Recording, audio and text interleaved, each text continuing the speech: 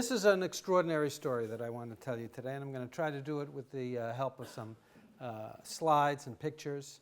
It's a story of a man who, in a very real way, transformed himself and at the same time transformed a movement, and was able to take a message that was rather strange in the contemporary world about messianism and about redemption and about the world coming to a kind of denouement, a kind of end and a transformation of the world in terms that many people would have thought completely out of the ordinary and really not meaningful at all in the 20th century and now even in the 21st century. And yet it is a story that is not at all a simple one. And what we have tried to do in this book, and the good news is that what I'm not going to be able to tell you today, you can all find in the book. So whatever I don't manage to cover in the 50 or so minutes that I have this afternoon, I guarantee you the best knowledge that we have on the subject we put into this book. It is a story of intrigue and, as I said a moment ago, of personal transformation. I know that it is a book that has also been very controversial in many quarters, certainly for people who look to Menachem Mendel Schneerson as somebody who was not only a religious leader, but, as Professor Hechter said, really reached the point of, for many, being the incarnation of the Messiah himself. It is difficult for us to talk about him as a normal human being.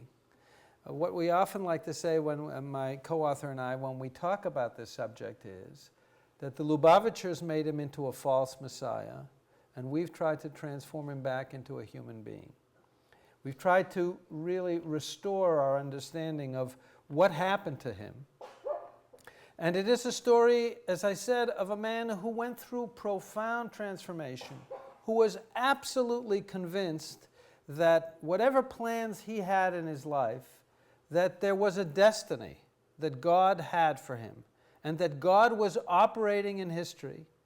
And regardless of whatever plans he had, and whatever plans that his life seemed to be on a trajectory towards, that God intervened in that life and transformed that trajectory and left him with a mission that would not only take this obscure and relatively small group of Hasidim. You know, people often talk about Lubavitcher Hasidim are in the hundreds of thousands. Well, it's not so.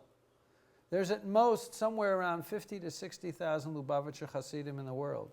It is not by any means the largest Hasidic group in America or in the world, but it is a group that is known far beyond the boundaries of its local concentration in Crown Heights, Brooklyn today. It is a movement that has found a way to reach across a whole variety of boundaries. And the reason that it has done that is partly a testament to the events of this man's life, and to a great extent, the events of what we call his afterlife, because he continues to have a profound impact both on the movement and the people who are his emissaries or shluchim, even from the grave. So let's begin with the part of the story that everybody knows. The part of the story that everybody knows is that Lubavitch, which is a movement that began in Russia, in White Russia, in a small town of Lubavitch. And Lubavitch is only one of the strains of a larger group of Hasidim who call themselves Chabad Hasidim. It's the only strain that is left today. And they saw themselves as, by and large, being engaged in a kind of intellectual Hasidism. Chabad stands for Chachma, Bina, Vadat, which means wisdom, knowledge, and understanding. It's a Kabbalistic notion. Hasidism is a pietistic movement. It is a mystical movement. But the Lubavitchers and Chabad were known for emphasizing scholarship and learning, and created a whole variety of their own books, their own literature. But part of that scholarship and learning was transformed over the course of history. And today, they are something quite different from what they ever were before. Today, in a project that really owes its origins to the last 3 of their 7 Rebbes or leaders. There have been 7 Lubavitcher Hasidic Rebbes, starting with the original Zalman of Liadi and ending with the most recent Menachem Mendel, who died in 1994.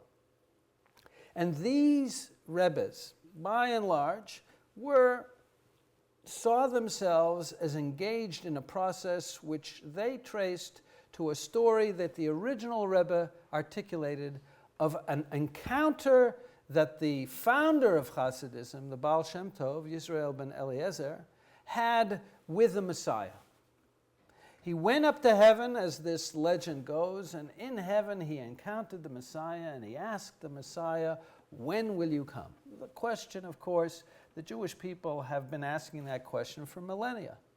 We, the Jewish people, invented the idea of a Messiah, but we've been very bad at accepting Messiahs. We invent the idea, and every time someone presents himself as the candidate, we say, no, not the right one. There's a whole series of people throughout Jewish history who've presented themselves as the candidate. So the Baal Shem Tov encounters the Messiah in heaven, and he says, "When are you going to come?" And the answer that the Messiah gives him is, when you have spread the well springs of knowledge. What kind of knowledge? The knowledge that you have, that there's a way for you to have a kind of out-of-body experience and encounter me directly. When you have spread that understanding to all the people, meaning all the Jewish people, that's when I'll come. Now that's a very complicated, esoteric, difficult to understand answer. And what Lubavitchers did in the course of the last 3 Rebbes is try to transform that piece of information into a program. And what was that program? Well, the program was finding a way to send the message out to the world at large. How to do that? Originally, every Rebbe, the connection between a Rebbe or a tzaddik or the leader, the charismatic leader of a Hasidic movement and his followers or his Hasidim is they all want to be close to the Rebbe, because for them the Rebbe is the mediator, the connector between them and God. They don't encounter God directly. They encounter God through the Rebbe. They encounter their religion through the Rebbe. They encounter the world through the Rebbe. But of course, as life goes on, sometimes it's difficult to be in touch with the Rebbe. And so the Rebbe would create a means by which he could continue to be in touch with his Hasidim. And that means for the Lubavitchers was to send out emissaries or shluchim. Now, by and large, the role of shluchim is the Rebbe is in one place, his Hasidim are elsewhere. He sends out emissaries to his Hasidim, and they find out what the Rebbe is thinking, what is the Rebbe's message. That's the way they remain in contact with him. And then, as often as possible, they come to his court to break bread with him, to be in his presence, to share in his charisma. By the time, and I'm going to jump forward to what we all know, by the time the 20th century came around, the 5th Rebbe, Rebbe Shalom Dovber, who died in 1920, came to the conclusion that it was important to send emissaries out to his Hasidim because he began the process of what happened in Chabad, what happened to Lubavitch, of running through space, of leaving their base in Lubavitch. He left his base in Lubavitch because he was terribly afraid of what was happening in the First World War. And he wasn't afraid so much about the battles, but he was afraid of the Germans. And why was he afraid of the Germans? He was afraid of the Germans because German culture he saw as being the greatest threat for Jewish culture. German culture was an opportunity, and what was happening to German Jewry he was very aware of, of an opportunity to acculturate, to assimilate, to move out of the ghetto, out of the narrow confines of observant and Orthodox Judaism. So he began to run from the Germans, and as he ran, he sent his emissaries to his Hasidim to keep them strong in their beliefs. But the 20th century, as you know, wasn't just the 20th century of the First World War. It was a time of huge migration and, of course, of the Holocaust and of the Second World War. And when the dust had settled on the 20th century, by the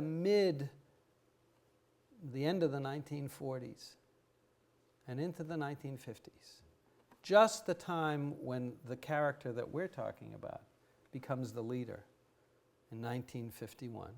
At that point, the idea of sending emissaries to other Hasidim from their Rebbe no longer made the same kind of sense, because one could be in touch with the Rebbe much more easily in a whole variety of ways.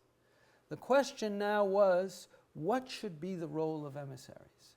And the sixth Rebbe, the son of the man that I just talked about, Rabbi Joseph Yitzchak, a man who would be the predecessor to Menachem Mendel and his father-in-law, near the end of his life, when he comes to the United States, running from the Nazis, running after a life that itself was a series of cataclysms, and I'll return to him in a few moments, comes to the conclusion that all of these changes that have been going on in history are a sign of the coming of the Messiah. It can only mean that we are entering the end of history, this running, this transformation of the world, and it is now time to spread the wellsprings. And how can we spread the wellsprings? How can we do this change? How can we bring about the conditions that will bring the Messiah to the world? And he says, we have to transform Jewry itself. And says that instead of sending emissaries to other Hasidim, maybe we should start to send our emissaries to the entire Jewish world. And not just anyone in the Jewish world, but the parts of the Jewish world that have fallen out of touch with their Jewish roots and their Jewish origins. And that becomes his message as he comes to America in 1941, saved in a dramatic story from the jaws of the Nazis, saved by a half-Jew who was a Nazi leader, saved by the State Department, who had been convinced by Lubavitcher leaders in New York that this rabbi was the Pope of the Jews, and if the Americans could save him, then that would satisfy American Jewry. He comes to America, Rabbi Joseph Yitzchak, a tired, broken man suffering from multiple sclerosis, heart disease, overweight, a heavy smoker, difficult for him to talk at this point. But he comes here and he says, I am coming to America because it's the lowest part purified, the most impure part of the world. Every one of these rabbis, these Orthodox rabbis, these religious leaders who had come to America after the Holocaust had to somehow explain, why did the Holocaust happen? They had to account for this evil. After all, these were the same leaders who said to their followers, who said to their people, don't leave Europe for America, because that's a place where Jews might survive, but Judaism will not, because it's a place where Jews don't observe anything. Don't go to Israel, which is a heresy as far as they were concerned, because Zionism was a secular, socialist movement that they wanted no part of. And then it turns out that they were wrong, that the very advice that they had given to their people to stay where they were turned out to be bad advice. So Yosef Yitzchak was one of those. And he comes to America and he has to come to some kind of explanation for these events of history. And he's brought to America by Jews who were not observant Jews. He's helped by Reform Jews. He's helped by unaffiliated Jews. He's helped by people in the State Department who are not even Jewish, many of whom were even anti-Semitic. And he comes to America and he says to the leaders in America, I have come to redeem America. And the reason for the Holocaust, he says, is you. You're the reason for the Holocaust. Your failure to observe Jewish life, your failure to transform yourself Jewishly, that is why the Holocaust happened. And if you don't change, he says, then that burning day that our fellow Jews have been suffering in Europe will happen here. Well, as you can guess, this does not make friends and influence people in America. And he put up posters all over New York where he lived that said, La'alter le'tshuva, la'alter geula.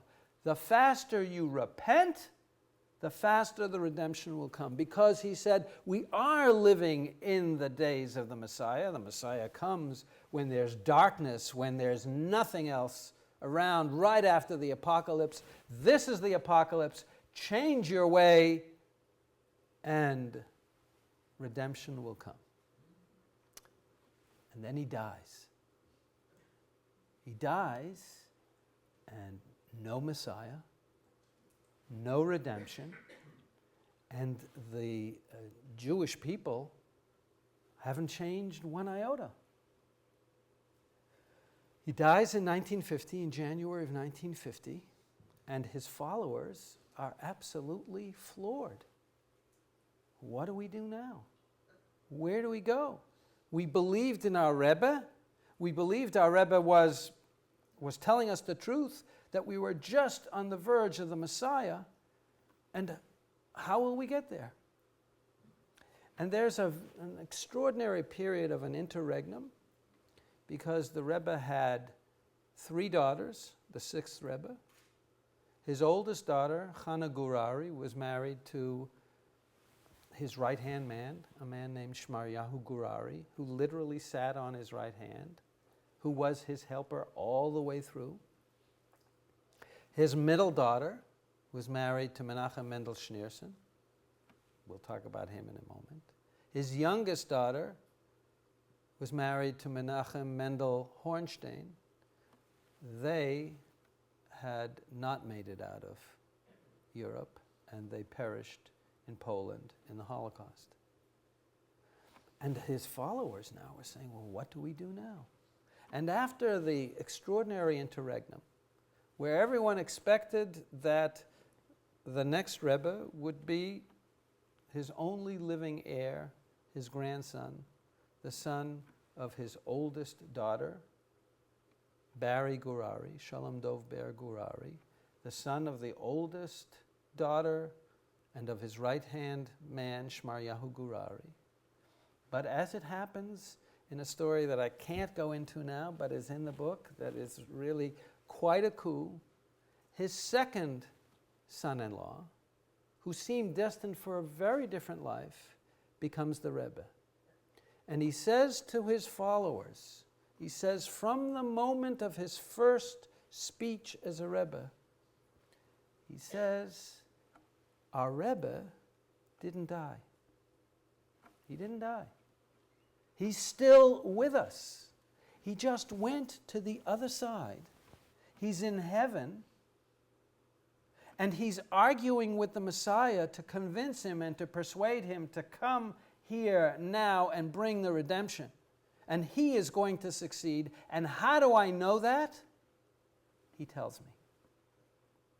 Because Menachem Mendel Schneerson, the second son-in-law, who had been destined for a very different life, is getting messages, he says, from his father-in-law at his father-in-law's grave on a regular basis, and throughout his life. From the moment he became Rebbe, he never left New York again. He went twice out of Brooklyn to some summer camp that Lubavitch had in the Catskill Mountains, but beyond that, the only time he left Brooklyn, or as he called it, Lubavitch, was to go to Queens and the gravesite of his father-in-law, and there he brought back messages and never called himself the Rebbe, but rather Mimale Mekomo, the stand-in for his father-in-law. And what was the first message that he had? The first message was that not only is the Rebbe still working to bring the Mashiach, he may in fact be the Mashiach himself, meaning his father-in-law, and we have to prepare the road for that because we can hasten the coming of the Messiah. And how do we hasten the coming of the Messiah? We are going to send emissaries to every Jew that we can find, as far as that Jew is. And that's what we see here. This is just one of the latest pictures of the emissaries. They realized there was no point in sending emissaries to other Hasidim anymore. And so Lubavitch created an alternative reality to send emissaries to Jews who were unaffiliated, unattached, and bring them closer. But what they decided was it was not just the Jews, but Jewish acts that mattered. In 1961, on the day before Purim, the holiday of Purim, it so happens a young president of the United States by the name of John F. Kennedy gave a speech talking about the Peace Corps. You've all heard that speech, or you've all heard about the Peace Corps. And in that speech, he said something like, it's not going to be easy. You're going to have to go out and live in places that are not as comfortable as the places you're used to. You're going to have to go out there and bring the message of the United States to all of these people and what we can do, but you will be on a mission. The next day, the new Lubavitcher Rebbe, who was only 10 years on the job, said to his followers, you're going to have to be emissaries. You're going to have to live in ways that are not very comfortable. You're going to have to go down and live with people where they are, with these Jews where they are, and bring them back. You're going to have to go down to their level, at that lowest level of their Jewish involvement, and transform them. And what is it that he wants? He wants to be able to transform the entire world. Now, you probably can recognize this picture. This is one of the more successful shluchim, a man by the name of Shlomo Kunin, who is dancing with what was then the governor that you should all be familiar with. And the role of Chabad became, how can we be publicly Jewish? The concern of Chabad was, how can we be publicly Jewish? How can we bring people back? The goal was to create Jewish acts in public. What would be the most public way of showing that you're Jewish? Well, they began, the Rebbe, the seventh Rebbe began with a series of campaigns. And they used the language that is familiar to all of us. And the first of these campaigns was the Tefillin campaign. What's the Tefillin campaign? The Tefillin campaign is where a Chabad Chassid stands on the street and stops a male and says, first question is, excuse me, are you Jewish? Now, they want to be able to take yes for an answer. So part of their concern was being able to define someone as Jewish, that there be some control over who is Jewish, that not everybody can decide, well, I'm part Jewish, I have a Jewish father, or I'm a quarter Jewish. They don't want that. They want, in a very fundamentalistic way, you're either with us or not with us. You're one of us or you're not one of us. Leaving that aside, what happens next? If you say yes, they ask you to put on tefillin. Now, what does putting on tefillin mean? Tefillin, of course, are these amulets, or sometimes we call them phylacteries, that men wear in their daily prayers. What does it mean to put on tefillin in public? Tefillin is not something that anybody who's not Jewish will wear. Putting on tefillin in public means taking a Jewish act in public, not being embarrassed to do something exceedingly Jewish, doing it in the face of everyone, and by virtue of that, saying, I am a Jew, and I am not going to hide it. For Lubavitchers, it wasn't just transforming people. They came to the conclusion, as their Rebbe suggested, that every Jewish act had cosmic significance. And if you have enough Jewish acts, you tip the balance, and when enough Jewish acts have taken place, the Messiah will come. That's what it means to spread the wellsprings. So they engaged in a whole variety of these Jewish acts. There was the Tefillin campaign, and of course, the famous lighting of the Hanukkah menorah in public. That too was to take something specifically, extraordinarily Jewish, put it in public, and make sure that everyone sees in the public square we are being Jewish in a very public way. And they were able to do this in a whole variety of ways. And because they were so successful, of course, creating this idea of emissaries and shluchim to the world at large, transformed what it meant to be a Lubavitcher Chassid. What it meant to be a Lubavitcher Chassid now meant not to sit in a yeshiva and study texts. It meant to go out. If you're a Lubavitcher, if you're a Satmar Chassid or a Belzer Chassid or any other kind of Chassid, when you're born, you pretty much know what your life is going to be like. The pattern is set. You're going to live within the community, you're going to grow within the community, and after 120 years, you're going to die in the community. But if you're a Lubavitcher Chassid, you can go anywhere. You can go to Santa Barbara. You can go to the Virgin Islands. You can go to Kathmandu. You can go wherever a Jew is found. And what you're going to do when you find that Jew is you want to get that Jew to do a Jewish act. And where are you going to find Jews who are most assimilated, who are the furthest from Jewish life? Where's a good place to find them?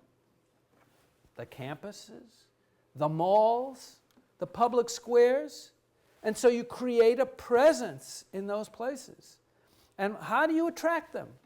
Well, you attract them, and what Chabad has been tremendously successful at doing is they don't just send out a single emissary. They send them out in pairs, husband and wife. They create a Chabad family. So if you have a Chabad house on campus, what is the attraction of the Chabad house? What do they say? Come in, you'll have a meal with us, you'll have a l'chaim with us, and a lot of booze there. You'll come, you'll be part of a family, and how's the Chabad family different from your own family? Very different. They don't ask, so tell me, how you doing in your classes? Do you have any plans for the future? They don't ask any of those uncomfortable questions. You can have a direct family experience, no strings attached. All they ask is, have a Shabbos meal, maybe study a Jewish text, maybe put on tefillin. And if you say, well, I'll do that, but I don't want to commit for the long term, that's fine. They're interested in getting people to do these Jewish acts in public, in identifying themselves as Jews. And they came to believe that not only were they successfully doing this, but that the man who sent them, because he had been so successful in creating this movement, in creating this world, that he was indeed bringing the Messiah closer, and perhaps even, as they came to the conclusion, that he was the Messiah himself. And of course, they created a whole series of tools. Everything from, they saw themselves as an army, an alternative army to the army in Israel. They believed that their army was much more successful. Their tanks were the mitzvah tanks. Their soldiers were the tzivos Hashem. And the language they used was the language of America. Not all of those details of 613 commandments. Of course they believed in those, but they didn't put that up front. They said, Mashiach is here, we want him now. Just add in goodness and kindness. Well, who could be against that? That's very good. That's very easy. They wanted Messiah now, Mashiach now. We can do that. We can be active in our involvement.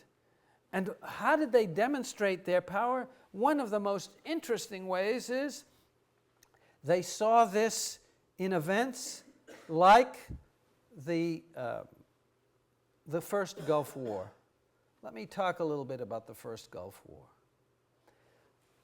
Clearly, there were two forces in Jewish life that were driven by a conviction that what they were doing was hastening the moment of redemption. One were the Lubavitchers that I've talked about. But there was another group that believed that there were events bringing about Jewish redemption. And that other group were in Israel, settlers, who believed that by settling more and more of the land that God gave them, they were going to bring the redemption. And how did they know that? Well, look, in 6 days they were able to conquer huge swath of lands against myriad armies that rose against them in 1967. And then again in 1973, they'd retaken Jerusalem. They were convinced that there was religious significance in their act.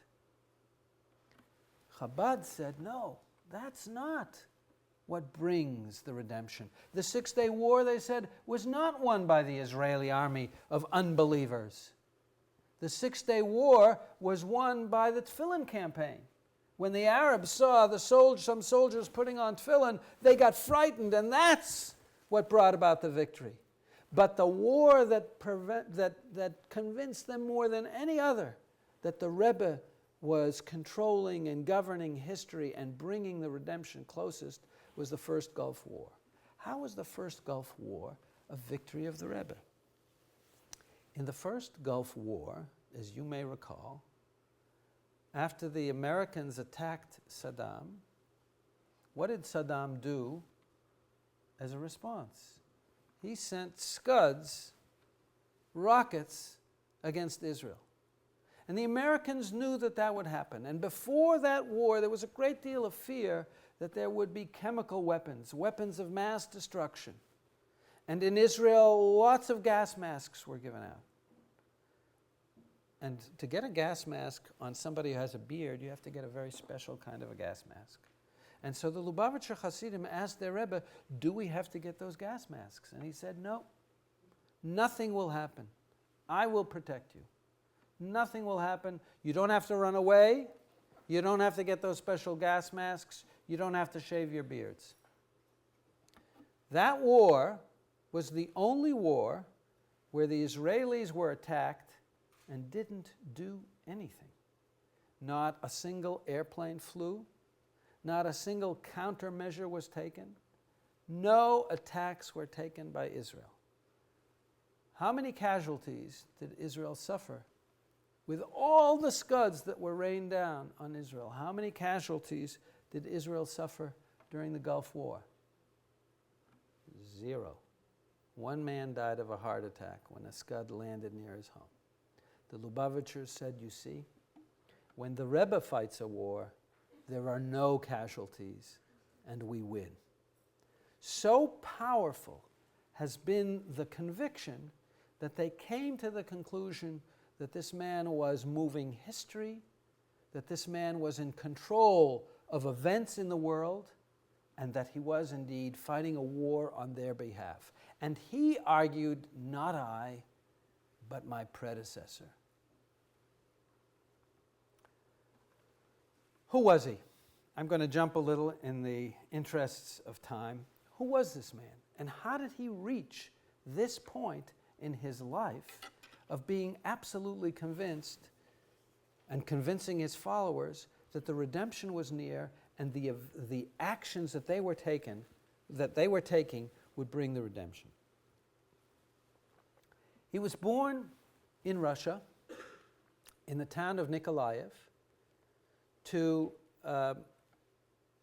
Levi Yitzchak Schneerson and Chana Schneerson.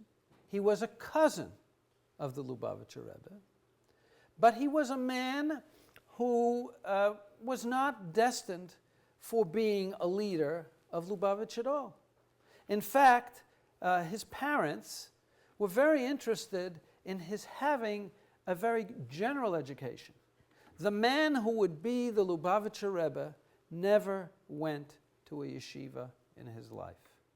Never went to a Chabad yeshiva, which were then becoming the most important aspect of what it meant to be a young Lubavitcher chassid. In fact, his parents saw to it that he got a general education, much of that education coming from people who were not at all observant, many of them socialists, secularists, Zionists. And as a result of that, this young boy became tremendously interested in science and in mathematics. And it became his dream to become an engineer. But the problem that he had in being accepted to be an engineer was that he never went to college. And he never went to high school. He didn't have a high school diploma. In order to get a college degree, you had to have a high school diploma. So he went first to the Polytechnic Institute in the town in Russia where his father had become a rabbinic leader. But he went there and was not able to get accepted into the degree granting program. So his next stop was to go to Leningrad, St. Petersburg, the big city in Russia, and hope that he would be accepted to the university there. When he came to St. Petersburg, for the first time, he came in contact with his cousin. His cousin, this man, Rabbi Yosef Yitzchak Schneerson, had come to St. Petersburg, had come there to create his court anew. His father had been running. In 1920, he became the new Rebbe, the only son of his father. And he came to St. Petersburg, which was the largest city, where he hoped he would be able to expand his court. And he arranged to allow his cousin to live with him during those days that he was going to study at the university. And they established a relationship. It was a relationship that was close, and it was in St. Petersburg that Menachem Mendel's quest for his dream to become an engineer really begins. He also meets there the three daughters of the Lubavitcher Rebbe, his cousins. The eldest is already married to Shmareyahu Gurari, the man you see here on the right of the Rebbe, his right-hand man. And they have a son, the young boy you see in the picture on the left here in the hat, the young boy on the left of the Rebbe, who was his heir. And in Leningrad, Menachem Mendel begins this friendship with the second daughter. The sixth Rebbe had become extremely important after Russia had fallen to the Soviets. Most of the rabbinic and Jewish leaders ran out of the Soviet Union. But one remained behind, one prominent one who had a network of his emissaries. And the Joint Distribution Committee and world Jewry, after the Soviet Union came to power, and the rise of what we later would call the Iron Curtain, were concerned about how can we support Jews inside the Soviet Union. And they came to the conclusion that the best way to do that was to find someone inside who could distribute money that would allow Jews to have matzahs and take care of their Jewish needs. And the man that they decided would do that was Rabbi Yosef Yitzchak Schneerson, the Lubavitcher Rebbe, the sixth Lubavitcher Rebbe. And that made him tremendously important. It made him have a network of connections. But it also made him suspect to the new Soviet authorities. And they arrested him. One night, at midnight, the secret police of the Soviet Union came to arrest Yosef Yitzchak. And on that night, Menachem Mendel and the second daughter of Rabbi Yosef Yitzchak, Musia, were not home. They were out on a date. Perhaps they were in the theater. It's not clear what they were doing. But then they came home at midnight. They saw the lights on in the house. And they saw all the police cars in front. And Musia said, "Stay here, Mendel.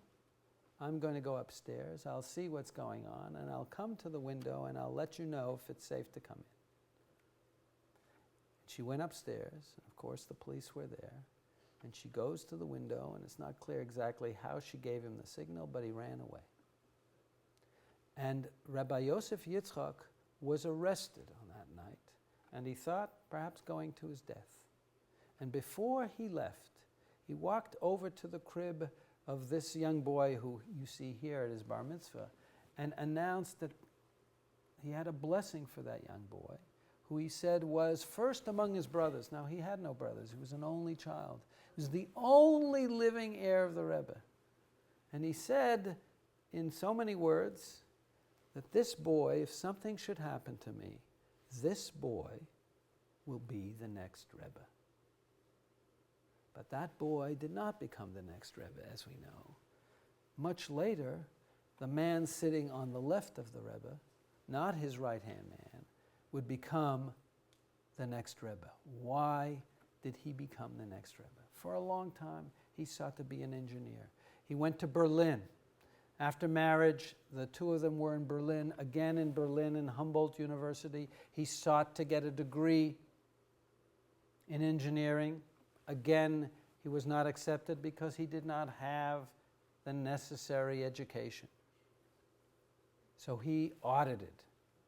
In 1932, he finally gives up the idea of becoming an engineer in Berlin and runs to Paris, because by 1932 it was very clear that the atmosphere in Germany was becoming very powerfully anti-Semitic. He's living in Berlin. It's not a place with many Hasidim.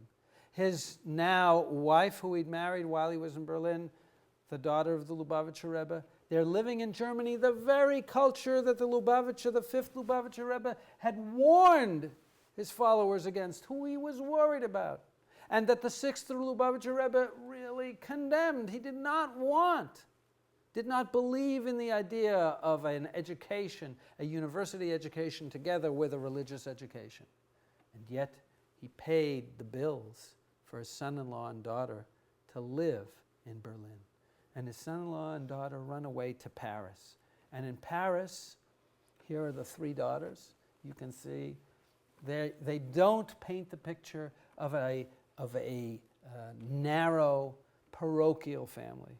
In Paris, finally, Menachem Mendel is accepted to a small technical school where he manages, after 2 years of preparation, to be accepted as a student, and after 4 years, finally achieves his dream.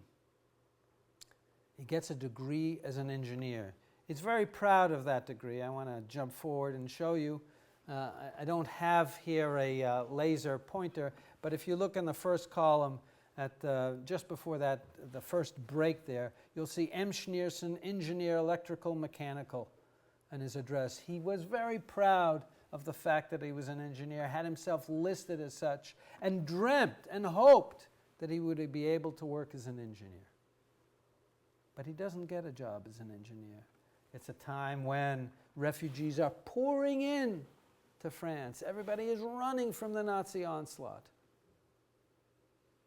During all of this time, Menachem Mendel Schneerson is not involved in Jewish life particularly.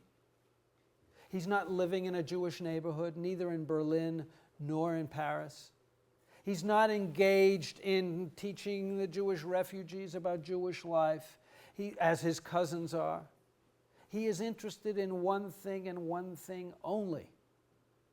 And what he is interested in is, which he had every right to be interested in, pursuing a life that would bring him his dream of living. He tries to become a citizen in France, of living in Paris, in an area that is bohemian, becoming an engineer. And his wife wants the same thing. She didn't want a Rebbe, she wanted a rebel. She wanted somebody who was outside the life that she'd grown up in. But all of that falls apart.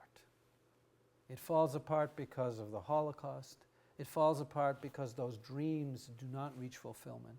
And finally, he is saved Not because he's a rabbi. They tried to have him saved as a rabbi, but they can't find any evidence. There was a quota that allowed clergy to come into the United States during the war. That's how they were able to get Rabbi Yosef Yitzchak in. And he tries to bring the two remaining sons-in-laws and daughters that he has in Europe, but neither of them is really a rabbi. And as much as they try to find some evidence that he's a rabbi, they can't find any documents of ordination. He's not in a yeshiva. He's not acting as a rabbi. He's not living as a rabbi. He's an engineer. There's all the evidence that he's an engineer. And finally, they managed to bring him out as a former Soviet Jew, an emigre, a refugee, and he comes to America. His parents are left behind in the Soviet Union. His father had been arrested, sent to Almaty in the middle of Russia, and died there. He's all alone. By 1944, he's in America. He's come to America in 1941, and he's trying to figure out, what does all of this mean? And this is the question that often people ask: how did he transform himself from being an engineer, seeking this life, to ending up as the Lubavitcher Rebbe? And maybe I'll just close with what he says at this point in his life, trying to figure out, how did it come to this? And he's looking at himself in this moment of his father is dead. He's been saying Kaddish every day. He's living in Lubavitch. He's finally been saved. And the thing that saved him was his connection to the Lubavitcher Rebbe. The thing that saved him was this transformation of himself. Most of European Jewry had been crushed and burned.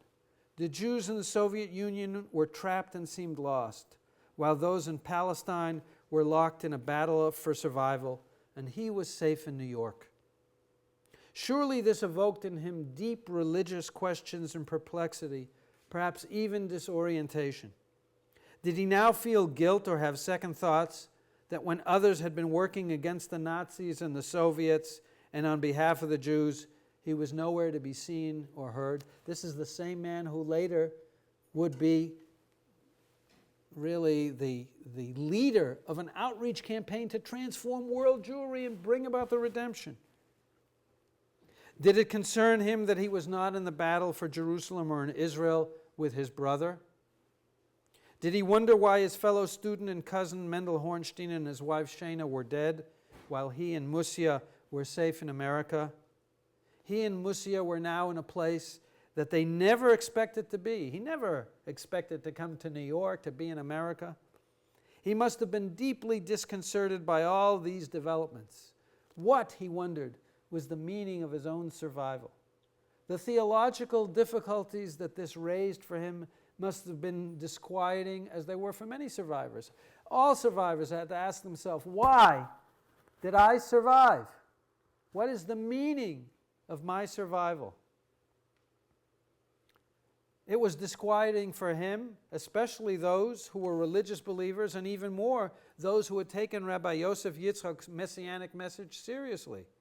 Like so many of his contemporaries, he could not deny the tragic condition of the Jewish people, the horror of the Holocaust, and what it meant about God's relationship to the Jews and the promises of redemption that his Rebbe, Yosef Yitzchak, had made so vigorously during the preceding years.